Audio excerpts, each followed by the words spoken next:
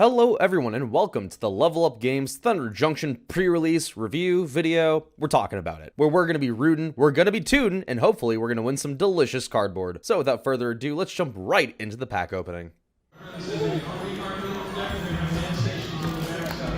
Alrighty. Thunder. Pokemon Energy for lands, gotta love it. Alright, got the punch-out stuff here, got Ice Finale counter stun, 1/1s, lifelink flying, got some cool open path stuff, let's get into it. We have a red die with the set logo right here, very clean. We're gonna save the pre-release promo until the very end, as you do. Nothing else in there this time. Ooh, nice. Alright, and we got the no pull tabs. We're just gonna crack into these and see what we got and see what we can build. Our card at the back, decent start. We have Tumbleweed Rising, Overzealous Muscle, Phantom Interference, Quill Charger, Mystical Tether, Patient Naturalist, Lively Dirge, Badlands Revival, Tomb Trawler, Laughing Jasper Flint, Fomori Vault, nice mythic hit, Hindering Light, Fake Your Own Death, and a foil card. But hey, Fomori Vault, nice hit for a land. Not sure how useful it's going to be though, but we'll see where that goes. And then Fake Your Own Death sounds pretty good, and a Plains.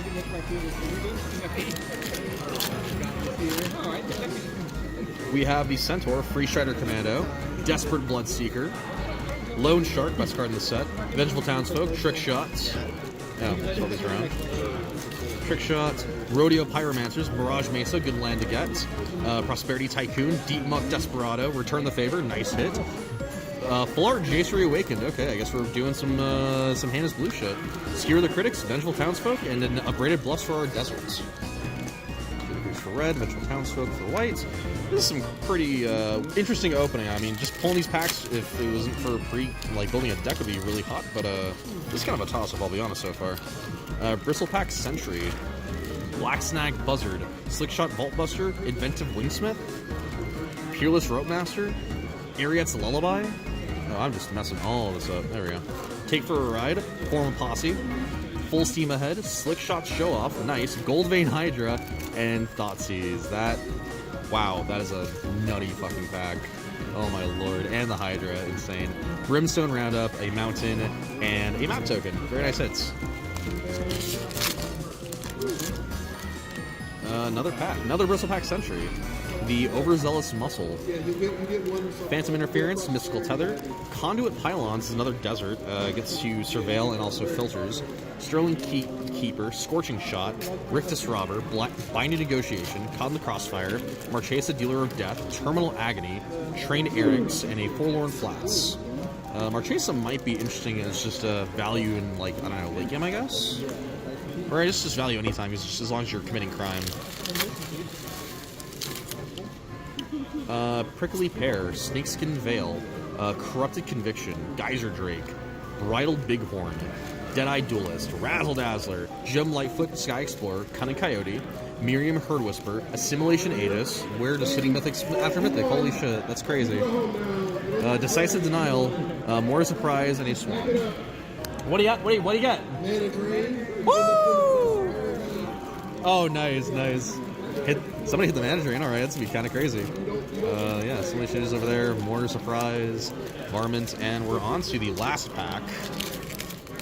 I'll be honest, we've gotten so many hot mythics, I have no idea what we can build here. I'd love to go green for the gold vein, but we haven't seen any green deserts yet or really a lot of fixing, but we might just go for it anyway. Cool Charger, Slickshot Vault Buster, Black Snag Buzzard, Tumbleweed Rising, Bridle the Bighorn, Skullduggery, Visage Bandit, Lazaw Familiar Stranger, the Sandstorm Verge as a land. I kind of mixed up where these are from. Bonnie Paul Clearcutter, Sandstorm Salvager, another mythic, Skullcrack, and Kellen joins up in a Lonely Ayaro. Wow. This is a very confusing pull because I do not know what I'm playing. We got so many mythics, I don't know what the hell we're doing. Probably something base blue, maybe some green, but we'll try and figure something out, and I'll see you guys after deck building. Oh, actually forgot, before we cut away, our promo card is Commonwealth Profiteer Mayor, and actually a card that I really wanted out from the set. This is, yeah, alright, we got some money. We got some good shit. See you after deck building.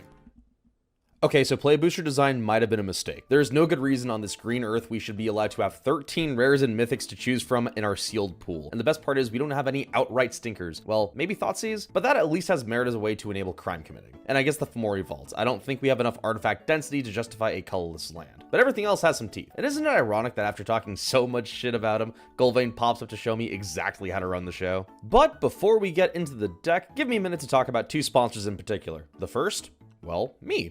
I have a TCGPlayer store called Mart Gaming. If you want to help support the channel, this is a pretty direct way to do so.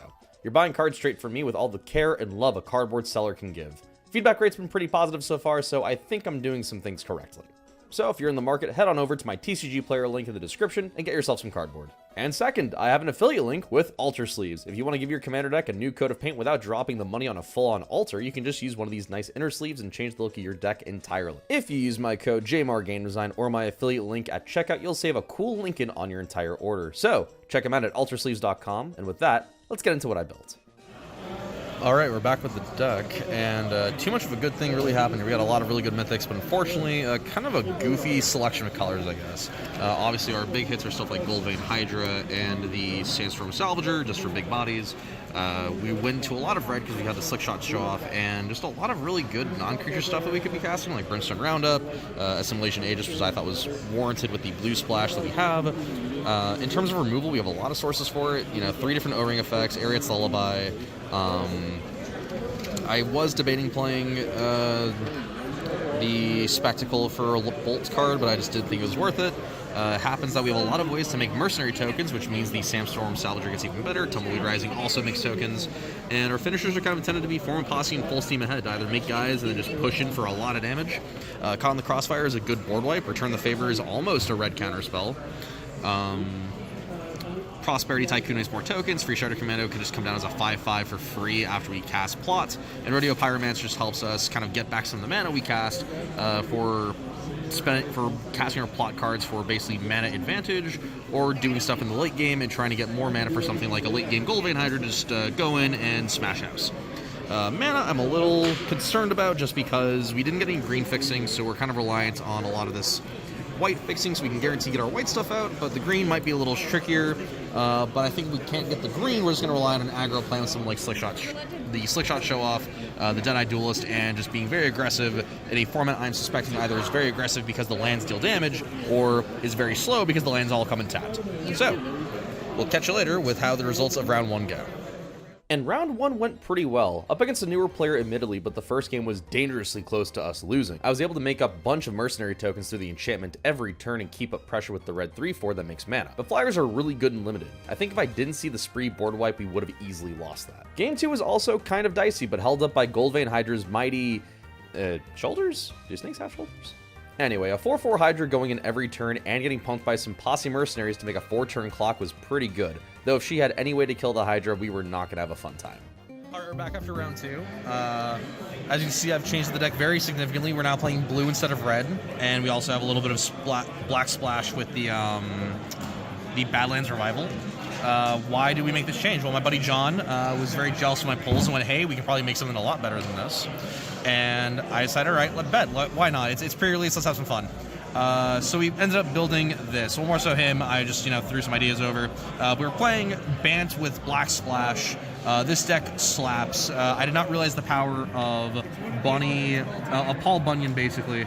Being able to keep getting lands and have a giant body. It's 2 for 1, which then becomes like 3 and 4 for 1 over like a single turn. It doesn't even have to attack. You just have something else attack and get the land and draw. It's honestly kind of crazy. Game 1, going up against, I think it was like red-green, we managed to stick the Salvager plus the Duplicator, if I can find it, the Visage Bandit. We got these to stick, and we just overran with a bunch of tokens. Game 2, we got Jace to stick around. And what's kind of crazy is that this game was literally a 3-land start. Managed to stick around because of the Tethers and the removal spell here for Ariettes. So managed to stick around with that, kept the early game fine, had some life, wasn't really super aggressive game 2, and eventually ramped into Jace into getting the Free Strider to come out as a 5/5, and then eventually stuck a Paul Bunyan and just wrecked house. This card is honestly kind of absurd, and big thanks to John for smacking me upside the head and telling me, hey, play this, you friggin' idiot. So we're gonna see how round 3 goes and go from there. See you then.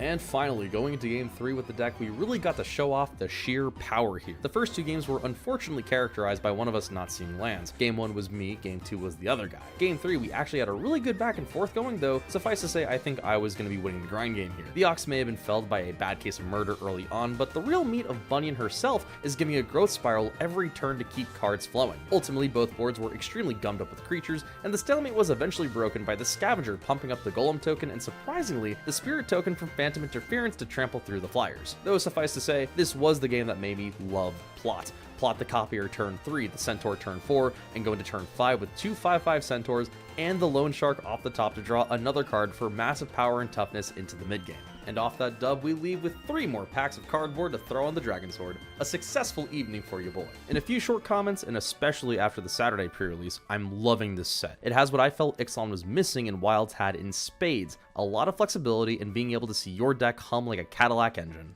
But with all of that, let me know how your pre-release went in the comments down below. Don't forget to like, comment, and subscribe, and check out all the sponsors' links in the description. And I'll see you next time with more cardboard related content. But until then, always remember to hold up a counterspell. I'll see you then.